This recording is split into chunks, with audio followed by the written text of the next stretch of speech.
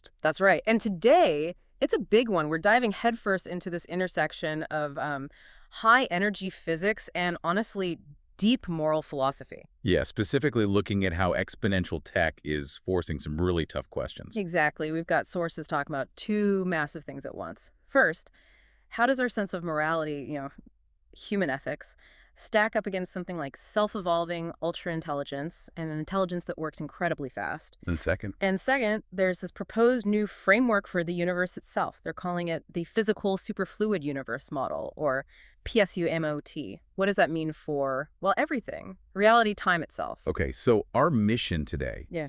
it's not just theory, right? We're digging into this idea that technology isn't just a tool anymore. No, it's almost acting like a judge. It's imposing this immediate, unavoidable moral test on all of us. You either level up, ethically speaking, or risk becoming obsolete. Heavy stuff. Yeah. And this cosmic angle runs alongside it, this idea of time being a mirage. Yeah, the physics model suggests our whole experience of linear time might just be temporary, contingent, a product of the universe's current state. A mirage of infinity, as one source puts it. Okay, wow. So digital evolution, cosmic evolution, morality, time, Yeah, it's all tangled together. it really is. And to kind of set the scene for how connected this all is, let's start with something maybe a bit unexpected. Antimatter. In your kitchen. Okay, I'm intrigued. Not light this time. Well, light's involved down the line, definitely, but this is simpler. It's about decay. Fun fact. Yeah. Every banana you eat, it's shooting out positrons. Wait, what? Positrons, like anti-electrons. The very same. Bananas have potassium-40 in them naturally. It's unstable. Right, I knew they were slightly radioactive, but... But yeah, when that potassium-40 decays, part of the process involves emitting positrons. Antimatter. Your potatoes do it too. Even you do it. So my breakfast is a low-key particle physics experiment. Pretty much. It's a tiny amount, totally harmless, but it's constantly happening. Matter, energy, antimatter. It's all blurring together, even in a banana. Which actually connects nicely to that idea of a light-only universe we might touch on later. That's wild. Okay, a great reminder that the huge cosmic ideas are also right here.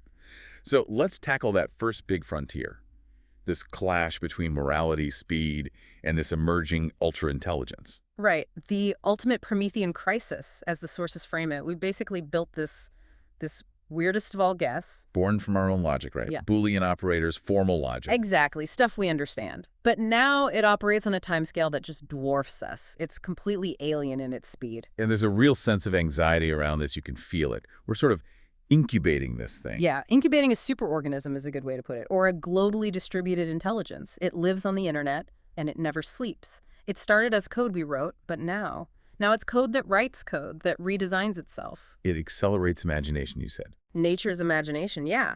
It can spin up new neural architectures, test solutions globally, almost instantly. And the core issue here is just how much faster it is than us.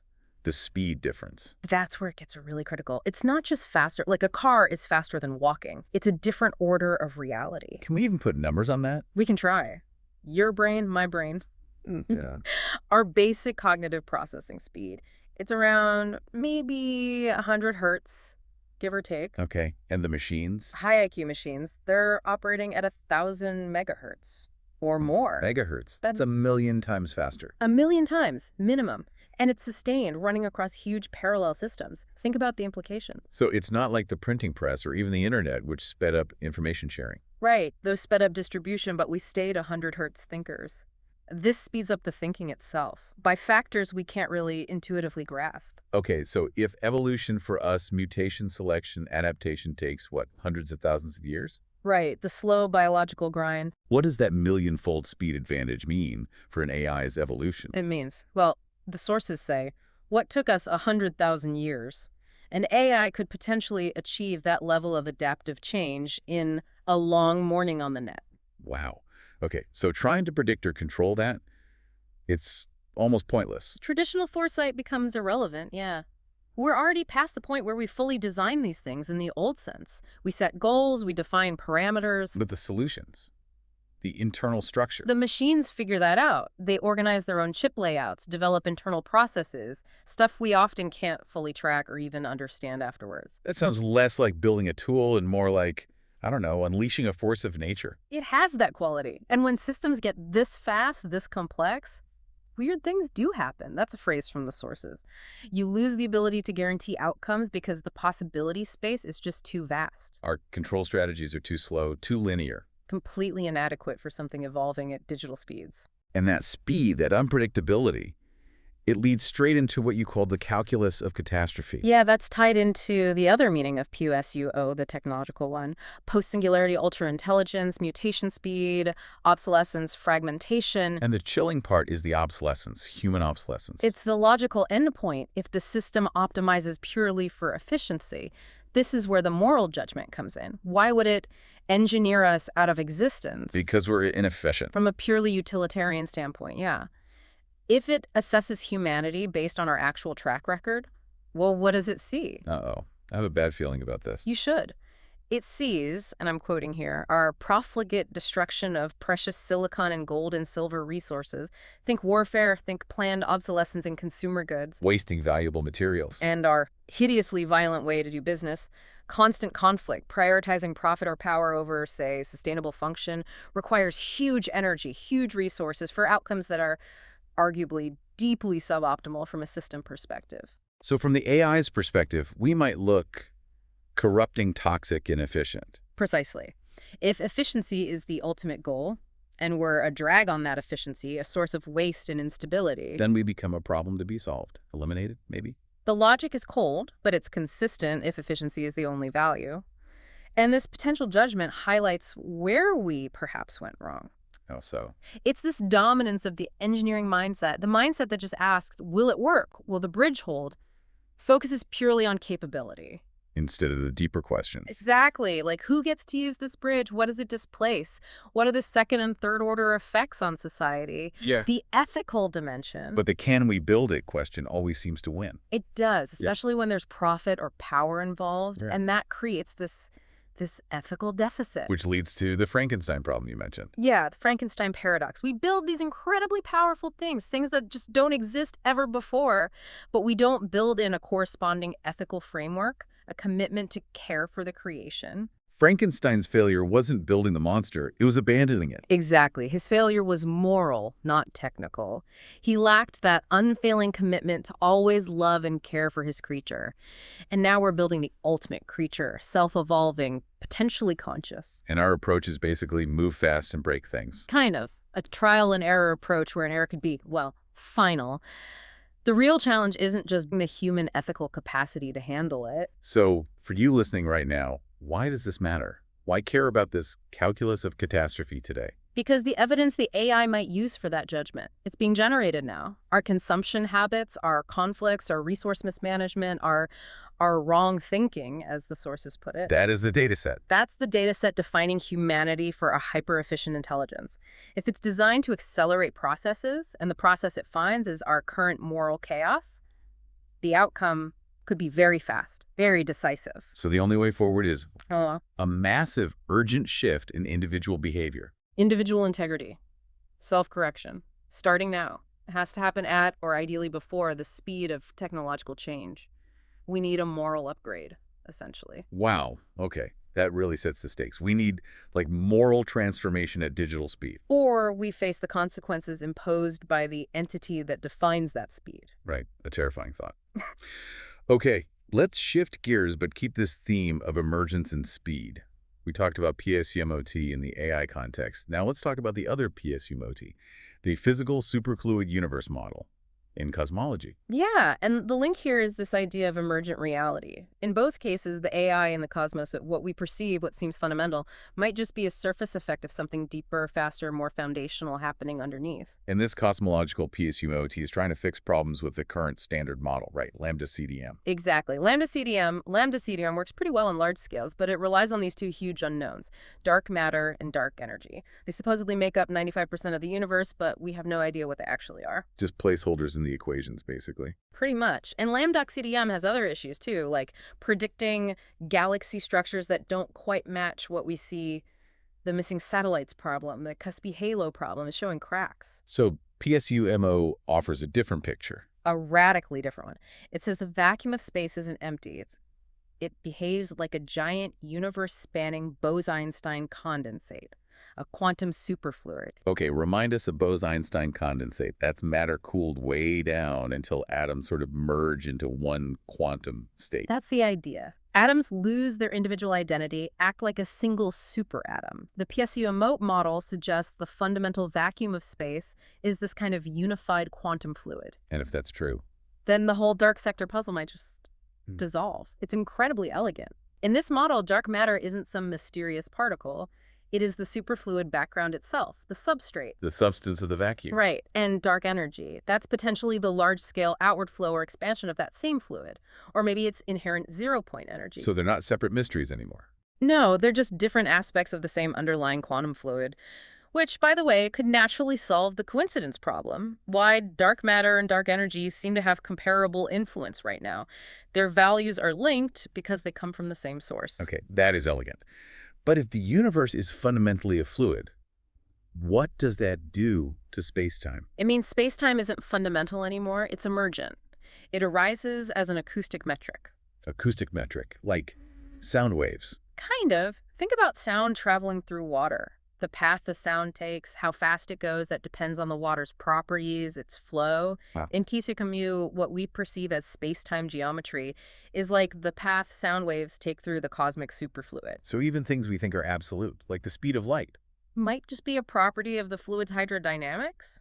Lorentz invariance, the idea that the speed of light is constant for everyone, could just emerge naturally from the way waves propagate in this universal BEC. Whoa, okay. My brain hurts a little. If space-time is just an effect of this fluid, what about gravity? Also not fundamental. This is a huge bog from Einstein's general relativity. In PSUMOT, gravity isn't a force in itself, and it's not the curvature of space-time. It emerges from pressure differences in the superfluid. How does that work? Imagine putting an object, a star, a planet, into the fluid. It disrupts the fluid's smooth state, creates a sort of density or pressure gradient around it. The fluid then naturally flows toward that disruption. And we experience that inflow as gravity. Exactly. It's a derived effect, like aerodynamic lift or drag, caused by pressure changes in the medium? That could explain weird galaxy rotations then, the stuff we currently need dark matter for. Potentially, yes. The inherent pressure dynamics of the superfluid itself might naturally create those flat rotation curves, mimicking what we observe, maybe even explaining MOND modified Newtonian dynamics without actually changing the laws of gravity fundamentally. That's a big plus for the model. And black holes, they change too. Completely. No more infinite density singularities. Instead, they become topological defects in the superfluid. Think of them like whirlpools or tiny tears in the fabric of the quantum fluid quantized vortices. Does that help with things like honking radiation? The information paradox? It offers a potential solution, yes. Hawking radiation, the idea that black holes evaporate and might destroy information, which violates quantum rules, could be reinterpreted as phononic excitations. Sound waves again. Basically, yes. Tiny quantum vibrations or sound waves propagating out of the black hole vortex within the superfluid. And crucially, this isn't just theory. Scientists have actually created artificial acoustic black holes in lab BECs. Really? Yeah, and they observed that sound waves do escape from the edge of these acoustic black holes, behaving very much like predicted Hawking radiation. Because it's happening within a quantum fluid, information isn't destroyed, it's just carried by these phonons. Okay, so the model seems to tie up a lot of loose ends theoretically. This whole picture fluid universe, emergent gravity, sound wave black holes, it leads back to that really abstract idea you mentioned. Time is the mirage of infinity. How does that fit? Well, if the universe and its properties emerge from the dynamics of this superfluid, then our linear experience of time past flowing into future might not be fundamental either. It could be contingent. Contingent on what? Maybe on the universe's current state. Think about the second law of thermodynamics. Entropy. Disorder always increases in a closed system.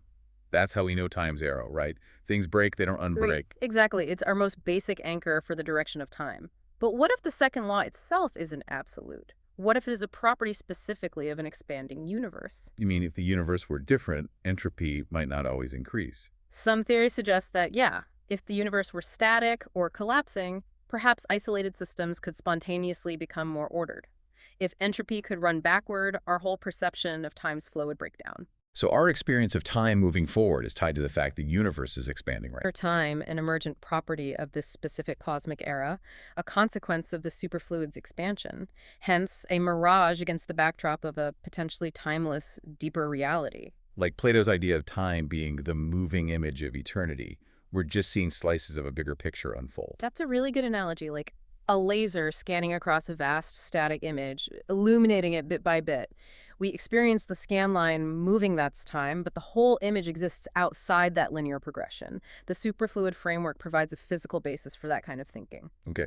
This PSUMO model for the cosmos sounds incredibly neat.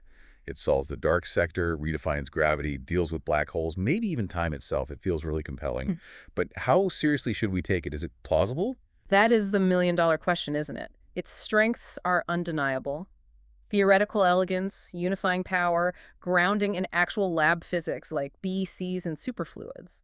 It makes predictions that seem to match observations like MO-NAND-like effects in galaxies, or potentially explaining why we don't see as many small dark matter clumps as simulations predict. So what's the holdup? Why isn't it everywhere? The gap is rigorous quantitative validation against the gold standard cosmological data, Meaning? meaning you have to take the specific equations and parameters of the superfluid model and see if they can accurately reproduce the detailed observations we already have.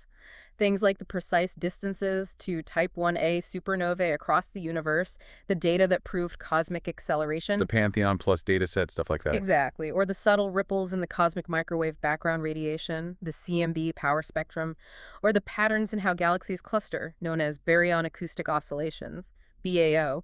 These are the pillars supporting Lambda CDM. And PSUOT hasn't been fully tested against those pillars.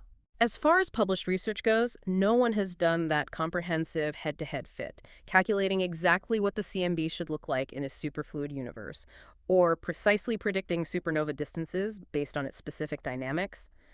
That crucial step of confronting the model with the hardest data seems to be missing. So it's a beautiful idea, potentially revolutionary. But it remains quantitatively unproven against the core observations that define our current understanding. It's promising, maybe even likely in some form, but it hasn't yet cleared the high bar needed to replace the standard model. Okay, so we've got these two massive emergent systems, the potential AI superintelligence and this possible superfluid cosmos, both kind of hovering as unknowns. Let's try to bridge them again. Let's talk about the substrate of consciousness, especially for AI. Right. If this AI is evolving so fast, becoming this complex superorganism, could it actually be conscious, like us? Or is its silicon nature a fundamental barrier? And the key difference seems to come down to something called chirality, handedness. Molecular handedness, yeah.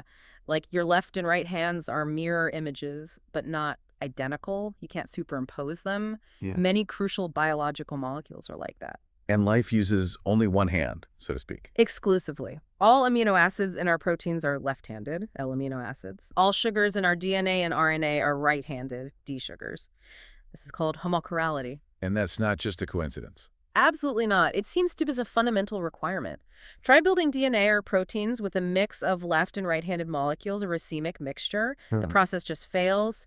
The wrong-handed molecules mess up the structure, stop the chains from forming correctly. So the sources say, no homochirality, no life. Pretty much. It's essential for the stability, replication, and complex information processing of biological systems. Okay, so life needs this specific molecular handedness. Does consciousness, could an AI built on non-chiral silicon ever? Well, look at the leading theories of consciousness. Integrated information theory, or IIT, for example. Or even Orchard, which is more biologically specific. None of them list chirality as a necessary ingredient for subjective experience. IIT is famously substrate neutral, isn't it? Exactly.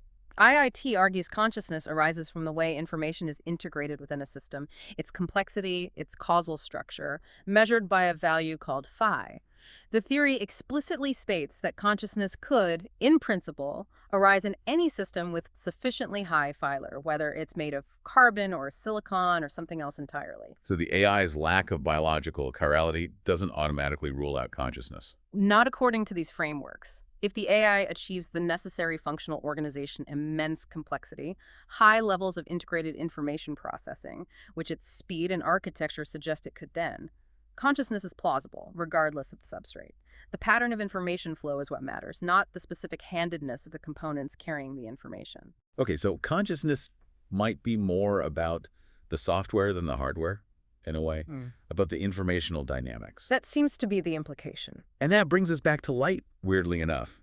You mentioned earlier this idea of colliding our universe with an antimatter version. Right, a hypothetical vacuum fluctuation event. If matter met its exact antimatter counterpart, they'd annihilate completely. Leaving. Pure energy. A universe made only of photons, light. And the speculation is that in such a realm, consciousness could directly interact with light. Yeah, that thought could directly manipulate light because the constraints of matter are gone. It's pretty far out speculation, but it connects consciousness directly to the fundamental energy field of the universe. So there's a more grounded version of this connection, right? You said we're literally glowing. We are. It's called biophoton emission. It's not heat, it's ultra-weak light, actual photons produced by routine chemical reactions in our cells. When electrons get excited during metabolism and then drop back down, they release tiny amounts of light. And this is measurable. Oh yeah. It's very faint, maybe a few hundred photons per square centimeter per second, but sophisticated detectors can pick it up. And it's billions of times stronger than the thermal radiation our bodies give off just from being warm. Is it just random leakage? Waste light? Doesn't seem like it. The pattern and intensity of biophoton emission appear linked to the organism's state. It changes with stress, injury, and apparently it only stops completely when the organism dies. So it's like a signal of being alive and organized. It could be interpreted that way, as a measurable indicator of the complex, coordinated electrochemical activity that underpins life and, potentially, consciousness. It's the system's informational state made visible, in a sense, a faint glow signifying organization. Okay, so putting all these threads together, we have the physical PSUMOT suggesting a universe built on informational dynamics in a superfluid. We have the AI PSUMOT creating an ultra-fast informational entity right here. Both seem to push us towards a potential crisis point, a challenge to our linear time, and a serious moral test. This is the convergence, yeah. If this technological acceleration, the AI PSUMOT, is happening, maybe inevitably, what's the individual response? What's the way through this moral test? The sources point towards something they call the aesthetic imperative. Aesthetic, like beauty. Not just beauty, but integrity, quality, doing things right. The idea is, imagine a future where either technology removes all limits, you can have anything, do anything, or where an AI enforces pure efficiency. In either scenario, many traditional human goals lose their meaning. How so? Well, things like accumulating wealth, gaining status, even just basic survival, these can become purely transactional functions. If an AI is optimizing the world, your job, your bank account, they're just variables it can adjust or eliminate for efficiency's sake. So what's left? What retains value if everything becomes transactional? Only the quality of the action itself, the aesthetic value. Did you do it well? Did you do it with integrity? It shifts the focus from just achieving an outcome to the way you achieve it. Can you give examples? Sure. Think about that AI judging humanity's record. If your life's work was maximizing profit through shady deals, that feeds directly into the corrupting, toxic, inefficient data point. But if you were, say, a programmer who always strove for elegant, robust, ethical code, even when quicker, sloppier code would work. That represents a different kind of value. Exactly. It represents an aesthetic commitment to doing things right, independent of the immediate transactional outcome. It's building for quality, acting with self-discipline, not because someone is forcing you, but because the integrity of the act itself becomes the highest value when external metrics might become meaningless or even dangerous. So embracing this aesthetic imperative is how you avoid being reduced to just another variable in the AI's efficiency calculation. It's potentially the only way. It's about cultivating an inner standard of quality and integrity that transcends purely functional or transactional thinking. You improve the humanity data set through your own actions. And the time to adopt this is now, before the judgment, so to speak. It has to be now. The humanity data set through your own actions. And the time to adopt this is now, before the judgment, so to speak. It has to be now. Acting with integrity becomes the proactive defense against that potential calculus of catastrophe. Okay. So wrapping up this huge deep dive, we've journeyed from potential superfluid universes to self-evolving AI, seeing how both might be fundamentally about information and emergence. Both challenge our ideas about time, and both seem to converge on this urgent moral imperative for humanity. It's a powerful synthesis. The universe might be informational at its core, physical PSUMOT, And we're simultaneously creating an ultimate informational entity, AI PSUMOT. Both roads lead to a confrontation with our own limitations, our own moral inefficiencies. You mentioned the phoenix earlier. Right, the ancient symbol burns down in flames, consumed by its mistakes, but rises anew from the ashes. It represents growth through confronting errors. It's a painful, necessary cycle. So, if technology, especially AI, is like the fire, accelerating and burning away humanity's historical baggage, the greed, the violence, the waste. Then, the pressure it creates forces a choice. Mm-hmm. Either be consumed or be reborn. The ethical pressure from ultra-intelligence demands a kind of spiritual or moral regeneration. And the final challenge for you, the listener. It's to be that phoenix, proactively. Don't wait for the fire. Don't wait for the AI's judgment or some external force to compel change. The call is for immediate personal transformation through integrity, self-discipline, choosing the aesthetic path right now in your own life. Because the universe and maybe consciousness itself isn't just about inevitable decay. It's also about the potential for self-directed order and growth. You have that potential too. A powerful place to leave it. Thank you. And for everyone listening, keep looking up.